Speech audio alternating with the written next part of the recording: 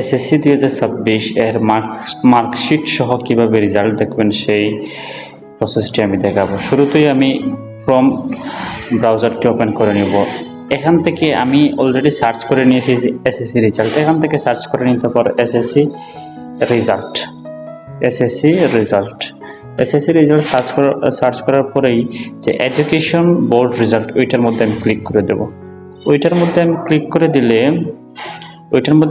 করে দিলে এরকম একটা ইন্টারফেস চলে আসবে। এখান থেকে আমি নেম অফ বোর্ড এটাকে সিলেক্ট করে যদি, তাহলে কি আসে, এখানে আমার বোর্ড সিলেক্ট করতে হবে। আমি যেহেতু সিলেক্ট বোর্ডটা দিয়ে দিলাম। তারপরে হচ্ছে নেম অফ এক্সামিনেশন, এসএসসি দাখিল ইকুইভ্যালেন্ট এটাকে সিলেক্ট করে দেব। তারপর হচ্ছে ইয়ার অফ এক্সামিনেশন, যেহেতু তোমরা 2026 এখান থেকে 2026টাই দিয়ে দিবে, 2026টা দিয়ে দিবে। তারপর হচ্ছে টাইপ অফ রেজাল্ট ওটা অবশ্যই ইন্ডিভিজুয়াল দিয়ে দিবে, ইন্ডিভিজুয়াল।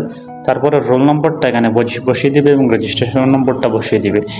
এরপরে এখানে একটা ক্যাপচা দেওয়া আছে, এই ক্যাপচারটা এখানে দেখে লিখে নেবে। এখানে যে 9550 দেওয়া আছে, এখান থেকে লিখে নিয়ে ভিউ রেজাল্টে মেরে দিলে তুমি অবশ্যই মার্কশিট সহ রেজাল্টটা পেয়ে যাবে।